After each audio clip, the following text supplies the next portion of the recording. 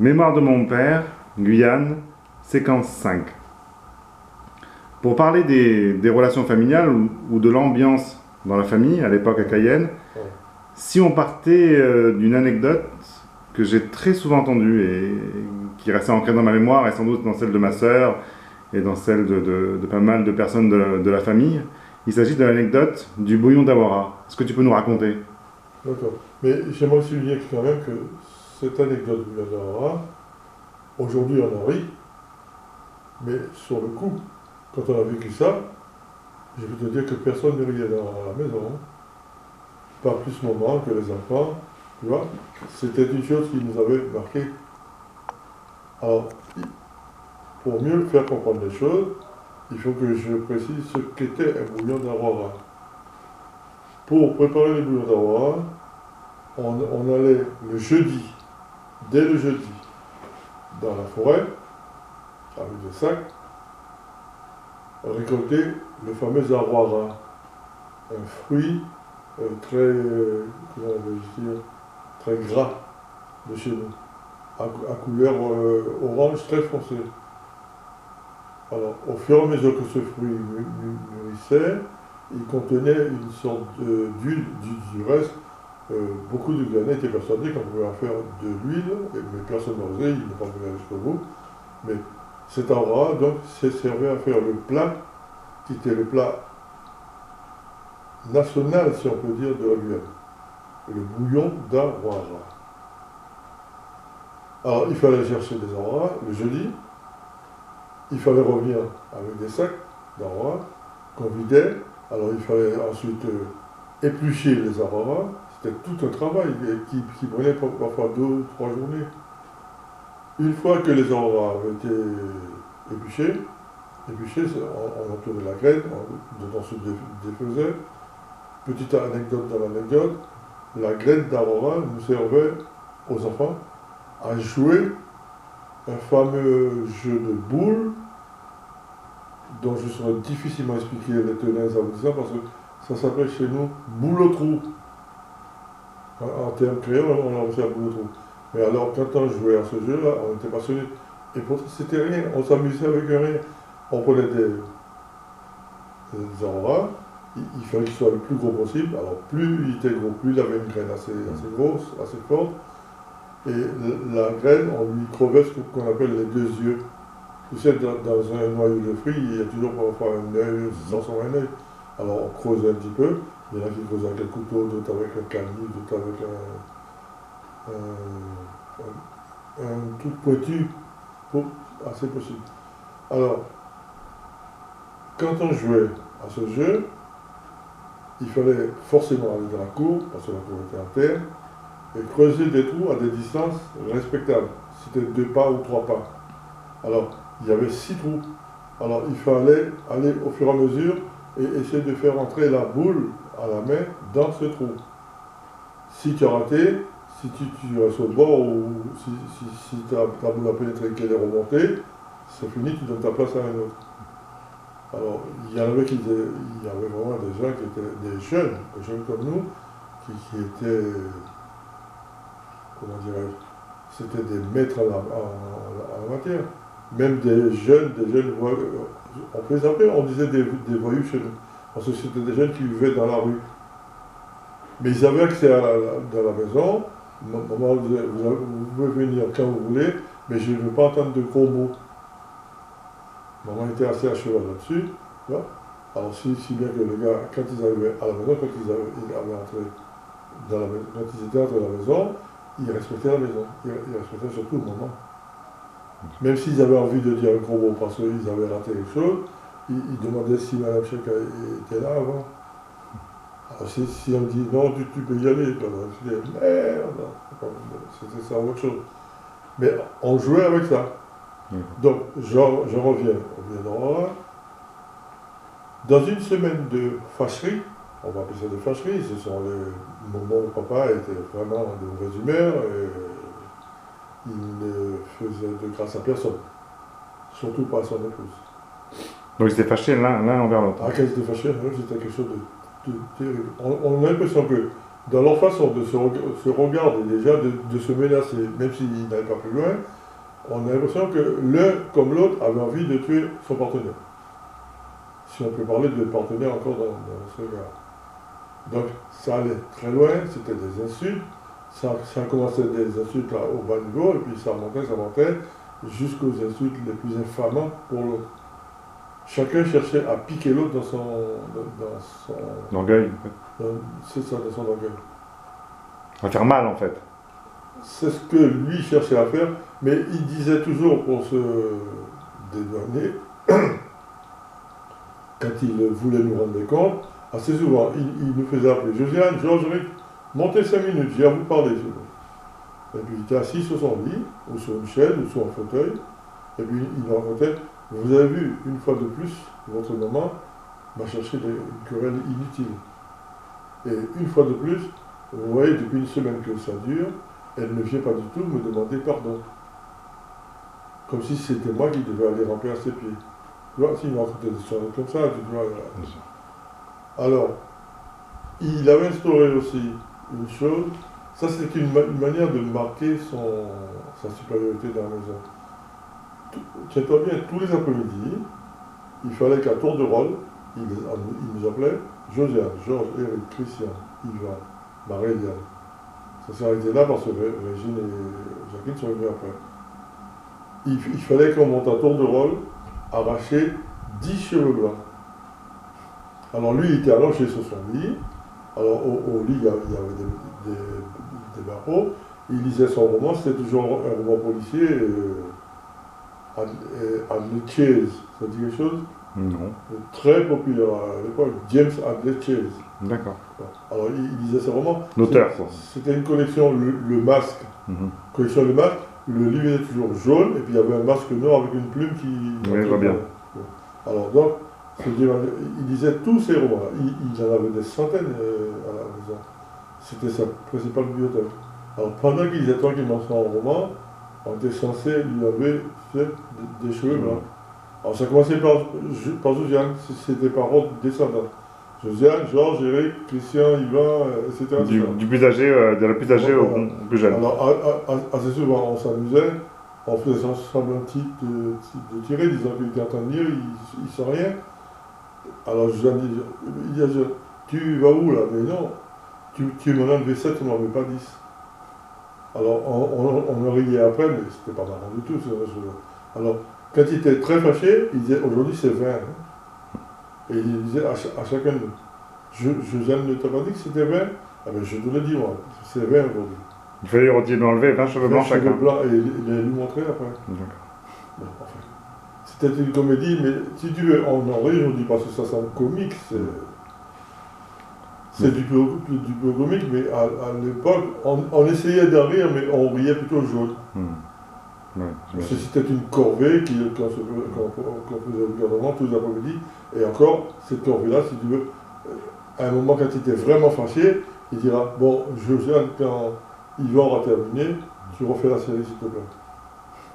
C'est-à-dire, il fallait remonter 20 encore pour chacun d'eux, vers les cheveux. Parce qu'il voulait aussi se montrer devant les belles dames avec le moins de cheveux blancs possible. Donc, cette corvée a marqué notre séjour dans la maison. Je ne sais pas, peut-être presque une dizaine d'années. Ça a duré une bonne dizaine d'années. Jusqu'au jour où il arriva, maman lui a dit à table, mais tu n'en as pas marre de faire monter les enfants comme ça, alors ils ont leur copain en bas, qu'ils attendent de jouer.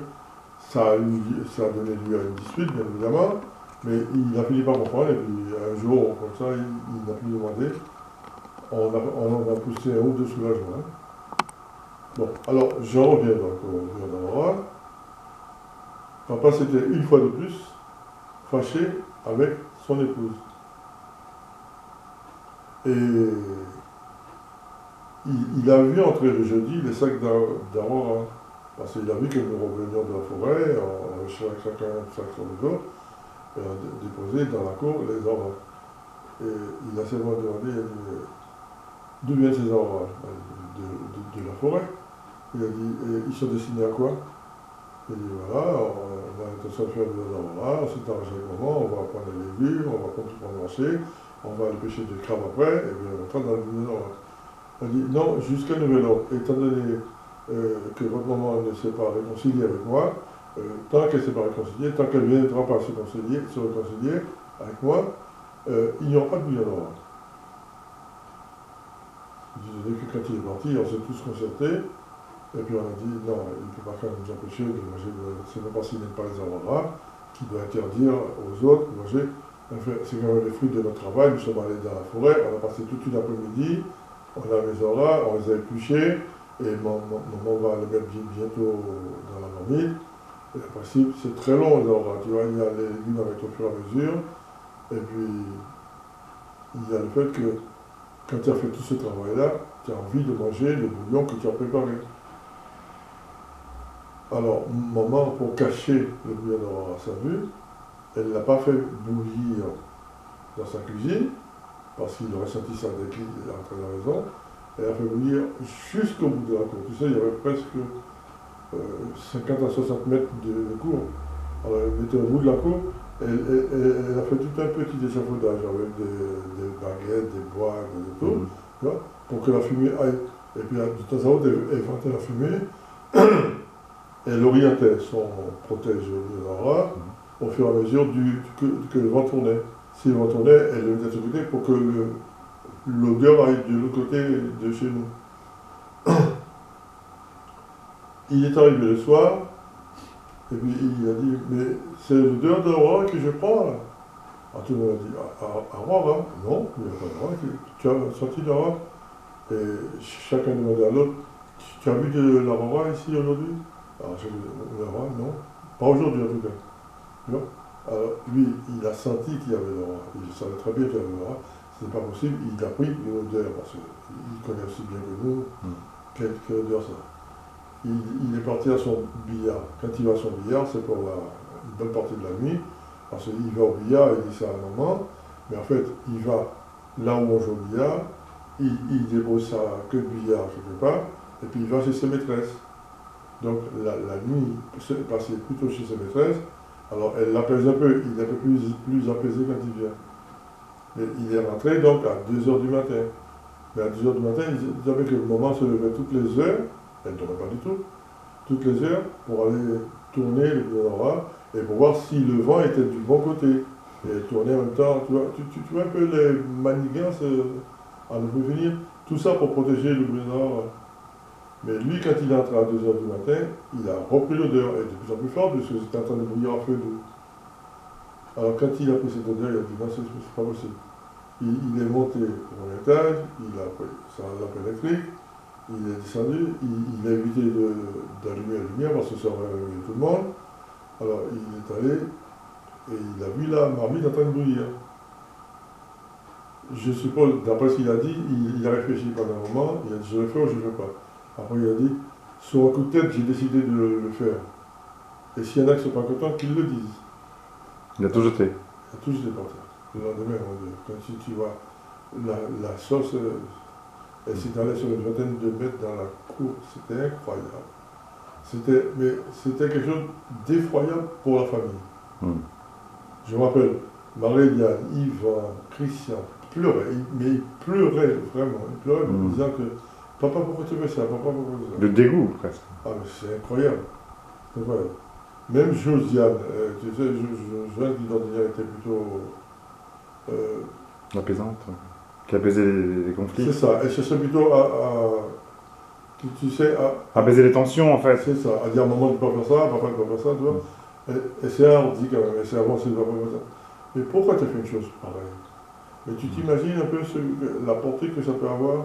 Tu t'imagines que tous les enfants qui te regardent et qui pleurent, tu t'imagines ce qu'ils vont penser de toi après? Et elle a raison, parce que jusqu'à aujourd'hui encore, chaque fois que je suis allé chez Josiane, elle me dit, tu te rappelles le bouillon d'Aurora? Ah oui, vraiment. Tu vois, chaque fois elle me rappelle cette histoire-là.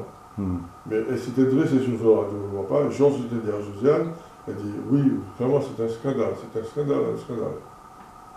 Mais tu avais quel âge à peu près? Eh ben, j'avais 2 ans de moins que Georges, 3 ans de moins que Josiane. Si Josiane avait 17 ans, je devais avoir 14 ans. Tu vois? C'est un épisode qui a été très, très mal vécu par toute la fratrie, en fait. Toute la patrie, absolument tout. Et ta maman, n'en parlons pas. Et même les camarades à qui ont raconté ça, ils disent non, c'est pas vrai, ton père n'a pas pu faire ça, vous plaisantez, vous exagérez. J'ai dit, mais tu dois venir voir, tu veux encore venir voir, il y a les traces. Les jeunes entraient dans la maison, ils allaient regarder, ils voyaient, ils disaient, mais c'est incroyable. Incroyable. Mais Même, j'allais prendre le pire voyou qu'il y avait dans la rue, je l'amenais regarder, il dit, mais qui c'est qui a fait ça? Il dit, mais il sait ce que c'est faire un bouillon d'Aurora, il sait le travail qu'on fournit pendant 2-3 jours pour faire un bouillon d'Aurora. Et toute la symbolique apparemment derrière aussi. C'est incroyable. Ouais. C'est incroyable. C'était un geste vraiment, un des pires gestes de ton papa, si ce n'est le pire? C'est un des pires. Ben, disons, il y a un geste équivalent, c'est celui de la première communion. Ma première communion, c'était pareil, c'était même pire, ma première communion. Parce que il a renversé, l'autre c'était une marmite d'Aurora, il a renversé une marmite de chocolat. Je ne sais pas si quand je parle de chocolat, c'est pas le chocolat comme tu trouves ici, c'est le chocolat fait dans les bois par, je ne sais pas si c'est ce qu'on appelle des saramacas. Ce sont les Noirs qui s'étaient évadés et qui étaient esclaves. Du temps où ils étaient esclaves, ils s'étaient évadés dans la forêt. Ils ont fini par créer des tribus dans la forêt, tu vois, on les appelle des saramacas. Tu vois, ils louaient parfois des canaux, tout ce qui était du fleuve, tu vois, ça leur était, comment dire, c'était leur spécialité. Ils vendaient de la pêche, ils vendaient du bois très fin de la forêt qu'ils allaient chercher au fond de la forêt. Ils vendaient du gibier. Assez souvent, il y avait des avocats qui venaient à la maison, qui nous vendaient du gibier qu'ils avaient tué du jour même. Tu vois. Ils allaient à la chasse, ils tuaient à la pêche, comme les Indiens. Ils vivaient comme les Indiens dans la forêt. Mais c'est du chocolat pur alors, c'est ça? Du chocolat pur qu'ils faisaient. Du reste du chocolat était jamais sucré parce qu'on ne mettait pas de sucre. Il n'y avait pas de sucre, les Indiens. Tu vois. Mais tu vois, du chocolat pur et légèrement amer. Et avec ce chocolat-là, maman faisait le chocolat de la première communion. Et le boulanger faisait, tu n'as jamais vu ça, ta maman a eu le temps d'en voir, on fait une sorte de... Jacqueline le fait encore, c'est extraordinaire, on a fait deux ou trois fois. Elle fait des gâteaux, elle appelle ça des gâteaux, mais ce ne sont pas des gâteaux vraiment. Il y a une pâte assez spéciale que tu fais pendant toute la nuit, il faut rouler le rouleau, tu vois, et après elle fait des gâteaux où il y a des dessins du genre que tu as sur la chaise, regarde un peu, tu vois, des dessins comme ça. D'accord. Et puis alors, c'est fait avec une croix et puis une autre partie de la croix qui est ronde autour du gâteau. Mais c'est un gâteau qui est succulent. Du reste, le boulanger ne fait ce gâteau-là que pour les premières communions. Et il le fait payer assez cher pour la soirée. Il dit qu'il y a un travail à faire et que ses ouvriers travaillent un jour de plus quand il y a ce gâteau-là à faire. Et il était fâché avec ta maman quand il a reversé aussi le chocolat? C'est pour la même raison? Le chocolat, il avait une prise de bec avec maman la veille, et quand il s'est réveillé le matin, il a entendu qu'il y avait des gens qui arrivaient, c'était des invités. Pour ta communion? Pour la communion. Et les gens, quand les gens arrivaient pour une communion, ils arrivaient bien habillés, tu vois. Des gens qui ne s'habillaient pas d'ordinaire, les jours de la communion de jeunes, ils sont invités, ils sont en tenue de soirée. C'est un moment très important? Pour moi, c'est très très important. Pour maman aussi, ça l'était, parce que maman passait toute la nuit à faire bouillir l'Aurora. Quand elle montait, elle dormait une heure ou deux, elle redescendait, et elle regardait le chocolat. Le chocolat, et elle touillait, comme on dit chez nous, touille. Tu vois. Alors, lui, à un moment, il a vu de sa maman, à plusieurs reprises, il a compris qu'il y avait donc ça en bas. Mais il savait que c'était ta communion. Il savait que c'était ma communion. Il savait qu'on avait invité des gens. Mais récemment, pourquoi? Il était en colère quand même. Il pensait que comme il était en colère, on aurait annulé la première communion et qu'il n'y aurait eu personne d'autre que la famille dans la maison. Et il est descendu, il a vu tous ces gens-là. Il n'a fait ni une ni deux, il n'a dit ni bonjour. Les gens disaient bonjour, il ne répondait même pas, il est allé droit à la marmite, il a lancé la marmite. Il y a une sorte de caniveau qui quittait la cuisine et qui allait jusqu'au caniveau de la rue. Les gens devaient être outrés. Les gens poussaient, il y avait des femmes qui poussé un cri. Il y en a une qui a crié. C'est pas vrai, c'est un cauchemar. C'est pas vrai, j'ai pas vu ça. Il y avait des dames qui disaient ça comme ça, mais exprès pour le. Lui il faisait comme s'il n'entendait rien, et il a remonté, il s'est endormi sagement, et puis il n'a plus rien dit. Un épisode très marquant. Ma marraine, ma propre marraine, c'était une dame du voisinage et tout, tu vois. Mais tu as dû la connaître, ma marraine, parce que il y a une fois, on était allé à Guyane, on a eu des problèmes parce qu'on n'avait pas la clé de la maison. Et j'ai cherché quelqu'un qui pourrait nous louer un appartement pour les vacances qu'on passait en Guyane.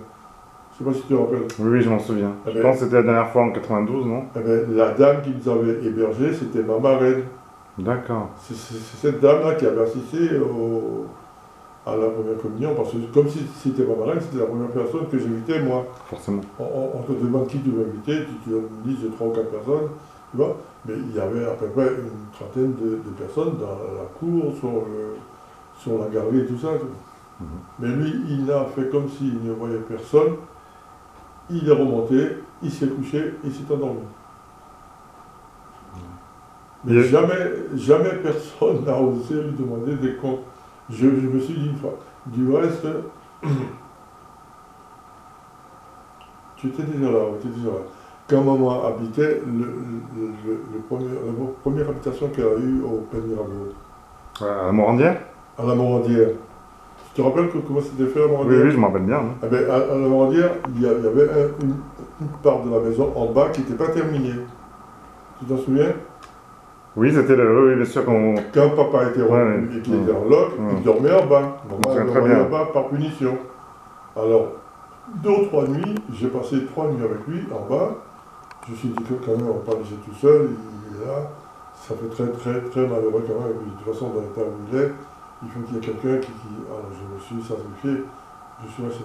On a parlé parfois à la nuit, souvent, jusqu'à minuit, 1h du matin. Et je lui ai dit, et si on parlait du bouillon d'Aurore? Je lui en ai parlé. Du bouillon ou du chocolat? J'ai d'abord dit du bouillon d'Aurore, bien sûr. Il a dit, comment? Tu t'es souvenu de ça? Tu as ça sur le cœur encore? J'ai dit, mais tu sais très bien que ni chez moi, ni chez Josiane, ni chez Georges, ça ne va jamais disparaître. Ce sont des choses qui restent marquées de façon indélébile. Tu sais qu'il s'est mis à pleurer? Ah oui. Il a pleuré comme un gamin. Et puis alors, après j'ai dit, mais c'est pas fini parce que j'ai aussi le problème de ma première communion. La marmite de chocolat qui était versée devant tous les invités. Alors, le chocolat et le pain que le boulanger avait fait pour nous, tu vois, il a même piétiné le pain. Il était en savate pourtant. Il a piétiné le pain, il a jeté les bêtes. C'était incontrôlable, des couleurs incontrôlables. Absolument. Et donc, pour le chocolat? Figure-toi que j'ai encore sur la, comme on dit ici, sur la patate, il m'a dit, j'ai fait ça moi. J'ai dit, mais jusqu'à preuve du contraire, tu es jeune Chérika, tu es mon père. Si tu es jeune Chérika, c'est toi qui as fait ça. Mais tu sais que, est-ce qu'il oublie vraiment? Est-ce qu'il a réussi, alors c'est un tour de force vraiment, à enlever ça de sa mémoire? C'est qu'il a dû faire ces choses-là sans le savoir.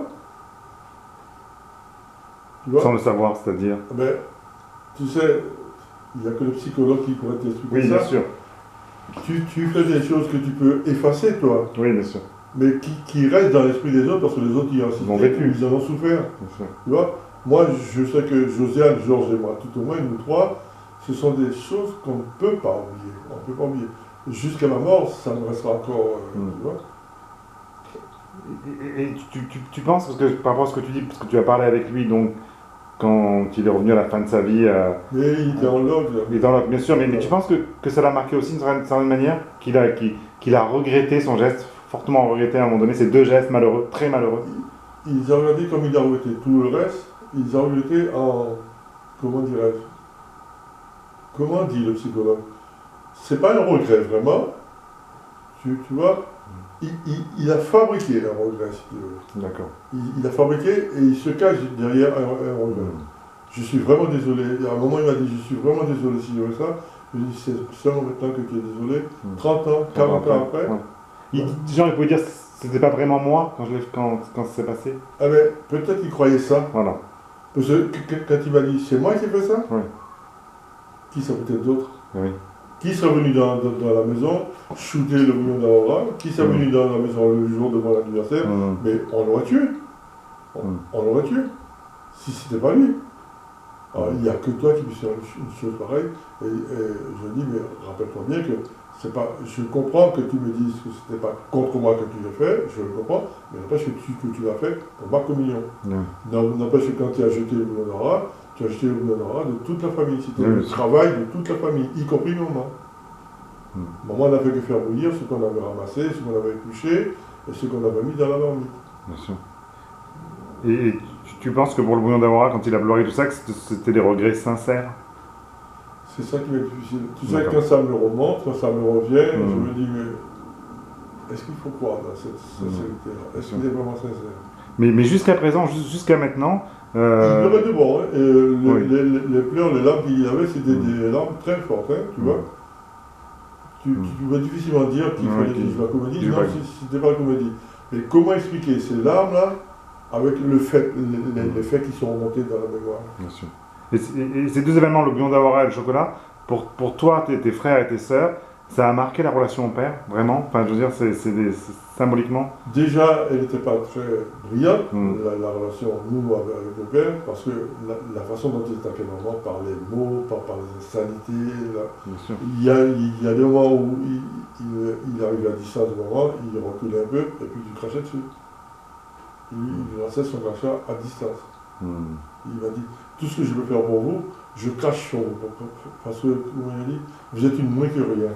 D'accord. Il n'avait même pas l'excuse de l'alcool, là. C'était juste qu'il était même... Il n'a jamais bu d'alcool. Voilà. Jamais bu d'alcool. C'est juste qu'il était profondément, par moments, méchant, quoi. Ouais. Pas tout le temps, mais par moments. La question que je me pose encore, c'est, était-il méchant profondément? Est-ce qu'il était méchant dans l'âme même? Est-ce qu'il était capable de méchanceté? Ou est-ce qu'il était poussé par des forces intérieures qui le poussaient à faire ces choses-là? Lié à son histoire personnelle ou à sa famille, c'est ça?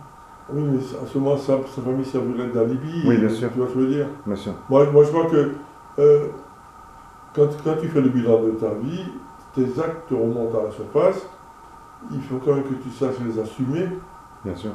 Qu'ils soient bons, qu'ils soient mauvais. Bien sûr. Tu vois, tu les assumes avant, tu dis non, c'est quand même moi qui ai fait ça. Je devrais me repentir, je devrais demander qu'on me pardonne. Mais Mais il t'a demandé pardon? T'as demandé pardon en pleurant pour le bouillon d'Aurora? Non, il m'a simplement dit, j'ai peine à croire, mais il me disait, je te crois, mais j'ai peine à croire que j'ai fait une chose pareille. Même pour le bouillon d'Aurora? Même pour le bouillon d'Aurora. Donc, quand tu décortiques, ça veut dire, il admet que l'histoire d'Aurora, ça a pu se passer, il admet que ça a pu se passer, il admet qu'il a renversé le chocolat de la même manière, mais il se dit, comment j'ai pu faire une chose pareille? Parce que même pour lui, c'était terrifiant. Même pour lui, l'acte était terrifiant, donc il l'a fait lui-même. C'est là que tu te poses la question. Ouais. Il veut jouer la comédie? Ou réellement, il est en train d'opérer une sorte de repentir sincère à l'intérieur, mais à quoi ça sert ce repentir-là? Qui va le croire finalement? Non, c'est sûr. Il sera seul avec son acte. Mais tu lui as quand même posé la question, tu vois. Je lui ai posé la question, il s'est mis à pleurer. Il a commencé par dire, c'est moi, j'ai vraiment fait une chose pareille, tu vois. Et c'est après qu'il a dit, si j'ai fait ça, mais qu'est-ce qui m'a sorti? Quelque chose d'assez fort. Il m'a dit, je mérite d'être maudit, il m'a dit. Quelle valeur ça peut avoir aujourd'hui? Absolument aucune.